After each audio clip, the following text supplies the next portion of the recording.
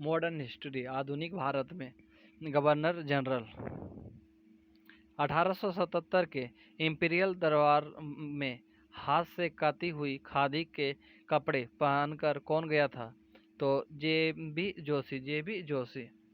पूना सार्वजनिक सभा के गणेश वासुदेव जोशी विक्टोरिया हॉल कलकत्ता में संपन्न 1877 के इंपीरियल दरबार में हाथ से काती हुई खादी के कपड़े पहनकर गए थे। बंगाल में राजस्व का इस्तमरारी बंदोबस्त यानी अस्थायी बंदोबस्त किसने लागू किया था? तो लॉर्ड कर्नवालिस। कर्नवालिस ने वार्षिक लगान के स्थान पर 1790 ईस्वी में 10 वर्षीय लगान व्यवस्था लागू की और घोषणा की गई कि कोर्ट ऑफ डायरेक्टर्स से स्वीकृति प्राप्त हो जाने पर इसी व्यवस्था को स्थायित्व प्रदान किया जाएगा।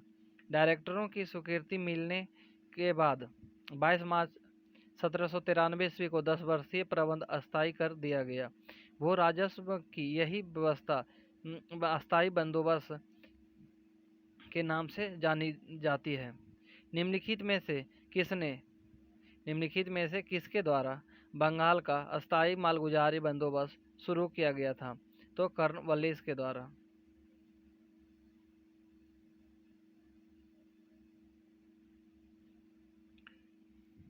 भारत में राजस्व एकत्र करने के अस्थायी बंदोबस्त की प्रणाली शुरू की गई थी? तो लॉर्ड कर्नवालिस के द्वारा।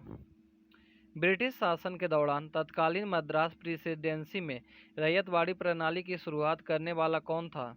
तो थॉमस मुनरो।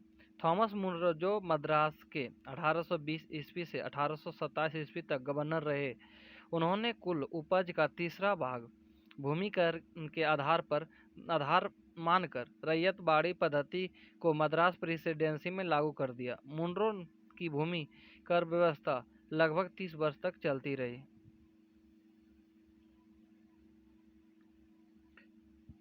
भारत में ईस्ट इंडिया कंपनी का पहला गवर्नर जनरल कौन था? तो वारेन हेस्टिंग्स। भारत में ईस्ट इंडिया कंपनी का पहला गवर्नर जनरल 1773 ईस्वी में बना रेगुलेटिंग एक्ट के तहत वारेन हेस्टिंग्स था। बंगाल का पहला गवर्नर जनरल था तो वारेन हेस्टिंग्स। कब और किस महाराजपाल यानी गवर्नर जनरल ने भारत में अंग्रेजी को शिक्षा का माध्यम बनाने का निर्णय लिया? तो 1835 विलियम बेंटिक द्वारा। 1835 ईस्वी में लॉर्ड विलियम बेंटिक ने एक प्रस्ताव द्वारा अंग्रेजी को भारत के शिक्षा का माध्यम मान लिया। इसके तहत अधोमुखी निस्तंद सिद्धांत को अपनाया। निस्तंद सिद्धांत को अपनाया अर्थात शिक्षा समाज के उच्च वर्गों को दी जाए। इस वर्ग से छन छन कर ही शिक्षा का असर जन समान तक पहुंचेगा। अंग्रेजों ने भारत में रेलवे किस उद्देश्य से शुरू की थी? तो ब्रिटिश वाणिज्य और प्रशासनिक नियंत्रण की सुविधा के लिए।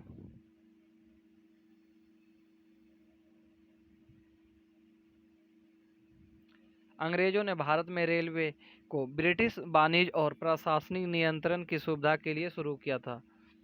1853 ईस्वी में लॉर्ड डलहौजी जो पहली टेलीग्राफ लाइन शुरू की, वह किस किस के बीच था? तो कलकत्ता और आगरा के बीच। 1851 ईस्वी में प्रायोगिक तौर पर कलकत्ता और डायमंड हार्बर के बीच टेलीग्राफ लाइन शुरू की गई थी। 1835 ईस्वी में टेलीग्राफ लाइन कलकत्ता और आगरा के बीच शुरू की गई थी।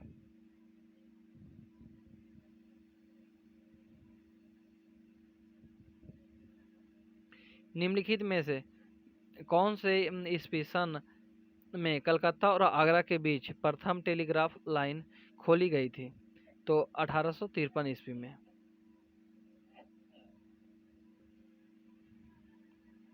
राज अपहरण नीति सबसे पहले किस भारतीय रियासत में लागू की गई थी? तो सतारा में।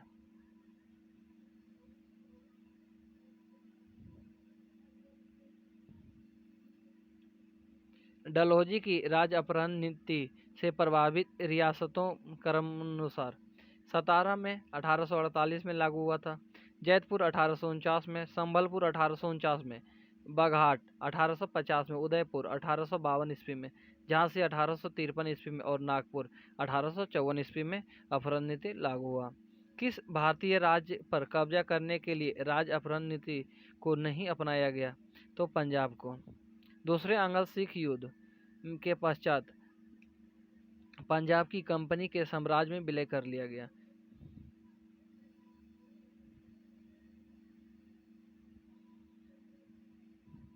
एक खुली प्रतियोगितात्मक परीक्षा के माध्यम से इंडियन सिविल सर्विसेज में भारतीयों के लिए प्रवेश को निम्नलिखित में से किसने संभव बनाया? तो डलहौजी। एक खुली प्रतियोगितात्मक परीक्षा के माध्यम से इंडियन सिविल सर्विस में भारतीयों के लिए प्रवेश को डलहौजी द्वारा संभव बनाया गया था। भारतीय सिविल सेवा में चुने गए पहले भारतीय का नाम सत्येंद्रनाथ टैगोर था। भारतीय सिविल सेवा में चुने गए पहले भारतीय सत्येंद्रनाथ टैगोर हुए और दूसरे सुरेंद्रनाथ बनर्जी, जिनका चयन 1869 ईस्वी में हुआ था। भारतीय सिविल सेवा में आहार प्राप्त प्रथम भारतीय कौन था? तो सत्येंद्रनाथ टैगोर। किस गवर्नर ने भारत में पहली बार सिविल सेवाएं शुरू की थी? तो लॉर्ड कर्नवालिस ने। लॉर्ड कर्नवालिस भारत में सिविल सेवा का जन्मदाता था। इस सेवा में 1853 ईस्वी से खुली प्रतियोगात्मक परीक्षा होने लगी।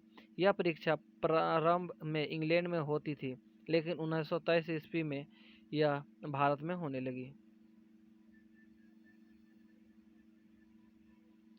इंग्लैंड के हाउस ऑफ कॉमन्स द्वारा भारत के किस गवर्नर जनरल पर महाभियोग चलाया गया था? तो वारेन हेस्टिंग्स पर। इंग्लैंड के हाउस ऑफ कॉमन्स द्वारा वारेन हेस्टिंग्स पर महाभियोग चलाया गया था। बर्क ने हेस्टिंग्स को चूहा और नेबला, एक झूठा बैलों का ठेकेदार और अन्याय का मुखिया इत्यादि का संज्ञा से संबोधित किया गया।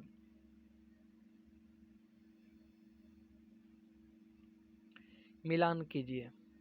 लॉर्ड क्लाइव संबंधित है बंगाल में द्वंद्व शासन से। लॉर्ड बेलेजली संबंधित है सहायक संधि से। लॉर्ड डलहौजी संबंधित है तो राज्य का विलय नीति से।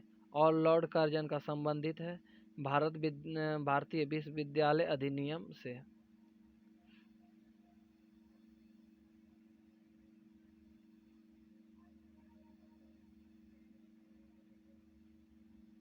लॉर्ड क्लाइव बंगाल में द्वंद्व शासन से संबंधित है।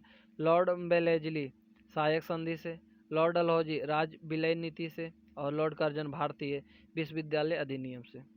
भारत का प्रथम वायसराय था तो लॉर्ड कैनिंग। भारतीय परिषद अधिनियम 1858 के तहत ब्रिटिश सम्राट के अधीन नियुक्त भारत का पहला वायसराय लॉर्ड कैनिंग था। यह भारत में ईस्ट इंडिया कंपनी द्वारा नियुक्त अंतिम गवर्नर जनरल था। इसी के समय 1857 का ऐतिहासिक विद्रोह हुआ था, जिसके बाद शासन कंपनी के हाथों से सीधे ब्रिटिश सरकार के नियंत्रण में ले लिया गया। इसके व्यापक सिद्धांत या राज्य विलय नीति को समाप्त कर दिया। इसके काल में 1856 ईस्वी में विधवा पुनर्विवाह अधिनियम पारित हुआ।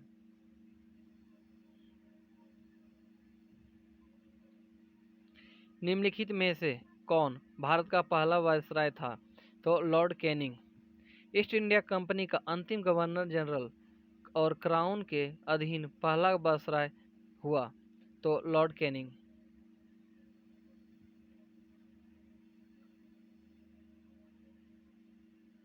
निम्नलिखित में किसने राज्य अपहरण नीति को क्रियान्वित किया?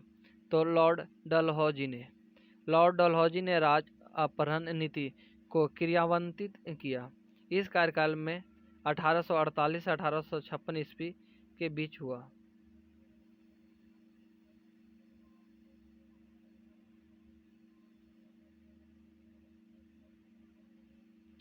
किस गवर्नर जनरल का नाम राज अड़प नीति डॉक्ट्रिन ऑफ लैप्स के साथ जुड़ा है? तो लॉर्ड डलहौजी का। भारत का अंतिम वायसराय कौन था? तो लॉर्ड माउंटबेटन। भारत का अंतिम वायसराय लॉर्ड माउंटबेटन था। लॉर्ड माउंटबेटन के शासनकाल में 4 जुलाई 1947 को ब्रिटिश संसद में इटली द्वारा भारतीय स्वतंत्रता विधेयक प्रस्तुत किया गया। यह 18 जुलाई को पारित हुआ।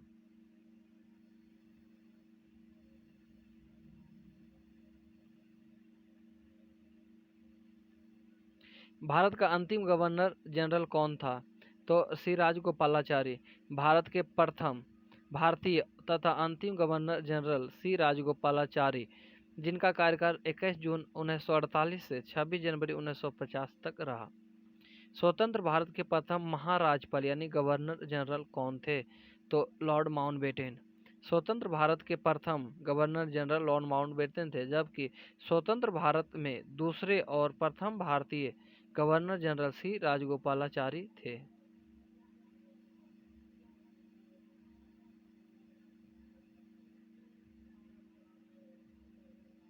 भारत का पहला भारतीय गवर्नर जनरल कौन था? तो श्री राजगोपालाचारी। स्वतंत्र भारत का पहला गवर्नर जनरल कौन हुआ?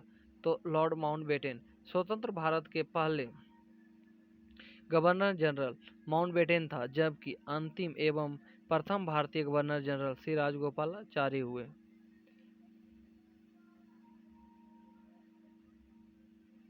सन 1798 में लॉर्ड वेलेस्ली द्वारा प्रस्तावित सहायक संधि को स्वीकार करने वाला सबसे पहला भारतीय शासक था तो निजाम हैदराबाद के। 1798 ईस्वी में लॉर्ड वेलेस्ली के सहायक संधि को निजाम हैदराबाद ने स्वीकार किया था। भारत में सहायक संधि का प्रयोग वेलेस्ली से पूर्व फ्रांसीसी गवर्नर डुफ्ले ने किया था। किस गवर्नर जनरल के कार्यकाल के दौरान भारतीय राष्ट्रीय कांग्रेस बनी? तो लॉर्ड डफरिन के समय कार्यकाल में भारतीय राष्ट्रीय कांग्रेस की स्थापना हुई थी। भारतीय राष्ट्रीय कांग्रेस की स्थापना 1885 ईस्वी में लॉर्ड डफरिन के कार्यकाल में हुई। इसका प्रथम अधिवेशन मुंबई में गोकुलदास तेजपाल संस्कृत महाविद्यालय के सर व्योमेश चंद्र बनर्जी की अध्यक्षता में हुआ था। निम्नलिखित में से ब्रिटिश का वह गवर्नर जनरल कौन है जिसने भारत में डाक टिकट शुरू किया था? तो लॉर्ड डलहौजी।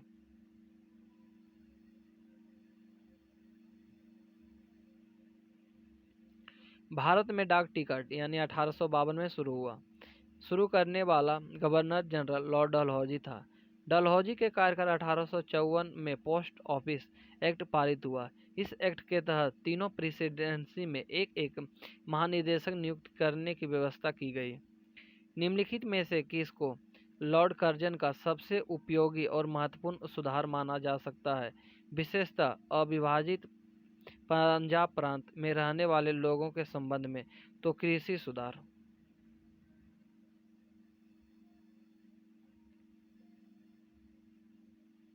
लॉर्ड कर्जन द्वारा सन 1901 ईस्वी में सर कार्लिन स्कॉट मॉनक्रीफ की अध्यक्षता में सिंचाई आयोग की नियुक्ति किया गया। इसी के द्वारा झेलम नहर का निर्माण कार्य पूर्ण करवाया गया तथा अपर चिनाब, अपर झेलम और लोअर बरी दोआब नहरों का कार्य हाथों में लिया गया। इसी के शासनकाल में पंजाब में भूमि अधिग्रहण अधिनियम 1900 में पारित किया गया 1900 में पारित किया गया, जिससे कृषकों की भूमि गैर कृषकों के पास हस्तांतरित होना समाप्त हो गया। कर्जन के शासनकाल में शैक्षिक क्षेत्र में भारतीय विश्वविद्यालय अधिनियम 1904 बना। पुलिस सुधारों के तहत 1902 में फ्रेजर कमीशन गठित हुआ। किस वायसराय के शासनकाल में पहला उद्योगशाला अधिनियम पारित किया गया? तो लॉर्ड रिपन के कार्यकाल में।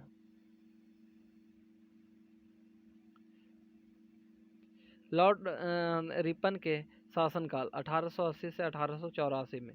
सन 1881 ईस्वी में प्रथम उद्योगशाला अधिनियम पारित किया गया।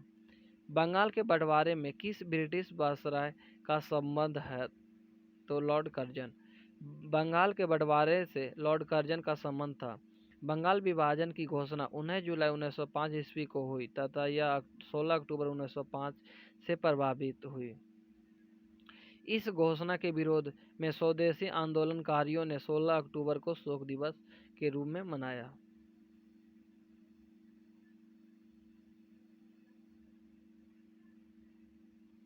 सन 1905 के बंगाल विभाजन के समय वायसराय कौन था? तो लॉर्ड कर्जन।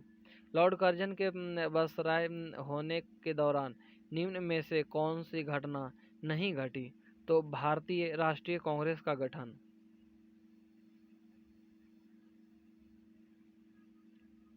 भारतीय राष्ट्रीय कांग्रेस का गठन 1885 ईस्वी में लॉर्ड डफरिन के समय में हुआ। बंगाल का विभाजन 1905 ईस्वी में, पुरातन विभाग की स्थापना प्राचीन स्मारक परीक्षण अधिनियम 1904 के तहत एवं द्वितीय दिल्ली दरबार 1903 ईस्वी में लॉर्ड कर्जन के समय में हुआ।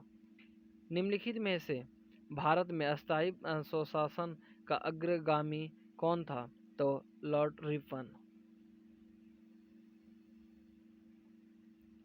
लॉर्ड रिपन के कार्यकाल में प्रस्तुत स्थानीय स्वशासन प्रणाली 1882 से भारत में आधुनिक अस्थायी स्वशासन का प्रारंभ माना जाता है। लॉर्ड रिपन को भारत में अस्थायी स्वशासन का पिता कहा जाता है। लॉर्ड रिपन ने प्रांतीय सरकारों को यह आज्ञा दी कि वे प्रांतीय तथा स्थानीय नागरिकों वित्तीय साधनों का एक सर्वे करें, जिससे यह निश्चित किया जा सके कि किन किन मदों का आय व्यय स्थानीय प्रशासनों के सुदूरपूर्व किया जा सकता है।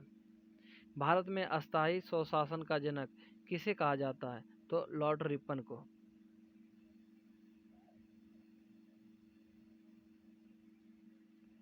भारत में पहली बार सन 1853 ईस्वी में किस स्थान से रेल यात्रा प्रारंभ की गई? तो बम्बई यानी मुंबई से। भारत में पहली बार 16 अप्रैल 1853 को बोरी बंदर यानी बम्बई से थाने तक रेल यात्रा प्रारंभ की गई। और आगे का नेक्स्ट वीडियो में।